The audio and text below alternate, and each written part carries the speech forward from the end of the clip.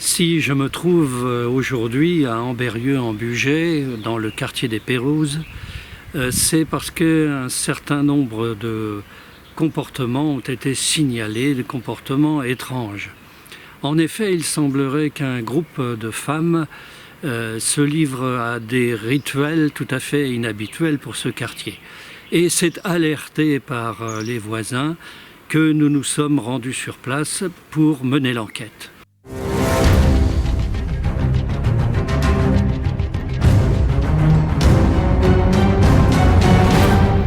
Étrange atmosphère lorsque je pénètre dans le quartier des Pérouses.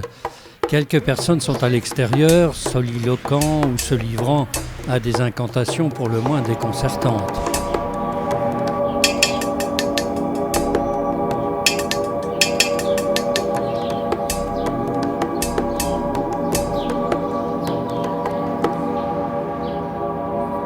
Intrigué, j'avise un petit bâtiment qui pourrait faire office de chapelle ou d'ashram. Je décide d'infiltrer le groupe pour en observer les pratiques, tout en restant très prudent. À l'intérieur, une poignée de femmes consultent un livret dont visiblement elles prennent grand soin. Sorte de Bible dans laquelle figurent des instructions obscures dictées par une personne qui semble être la grande prêtresse. Le 10.23 de 04.33, page 48, 04.31. C'est elle qui visiblement tire les ficelles de tout cela. Je filme discrètement, on m'adopte peu à peu, du moins on me tolère. En observant les rites, je devine qu'il s'agit d'une secte d'adoratrices du pied. Une rapide recherche sur Internet m'apprend que cette secte serait une émanation des adorateurs de l'oignon. J'ai rencontré Dieu. Je me fais alors passer pour un admirateur du grand pied de l'univers. Je me joins à la célébration du grand pied au milieu d'un bruyant capharnaüm d'instruments.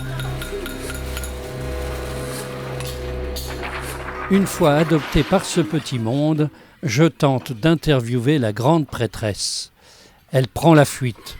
Je parviens à la rattraper, mais n'obtiens rien de vraiment clair. Désespoir, désespoir, je crée la désespérance. Lors des interminables cérémonies incantatoires, elle n'est guère plus bavarde. Lyrico-tellurique, je dirais. C'est genre... Comme c'est le cas dans la plupart des sectes, la privation de sommeil est courante.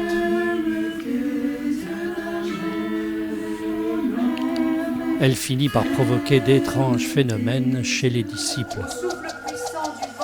Bien sûr, il est aussi fréquemment question d'argent dans ces milieux interlopes. Où va son fric? Je tente de soutirer quelques informations en interrogeant les adeptes, mais les résultats sont bien maigres tant leur état de conscience est altéré.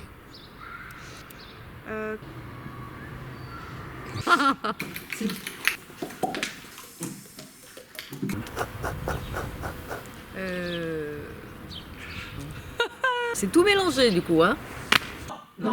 Finalement, après plusieurs jours d'immersion, faute d'éléments tangibles, j'abandonne l'enquête. Avec la désagréable impression, vu les rires à peine voilés qui m'entourent, que j'ai été la victime d'un canular orchestré avec le plus grand soin. En effet, ce groupe serait en réalité une branche du collège de pataphysique d'Alfred Jarry, Raymond Queneau, Pierre Dac et autres personnalités loufoques. Qu'importe, je continuerai de mon côté à cultiver ce que j'ai ressenti comme un véritable appel en entrant dès demain au monastère du Grand Pied de Pont-de-Pile. Ici Ambérieu-en-Bugey, à vous les studios.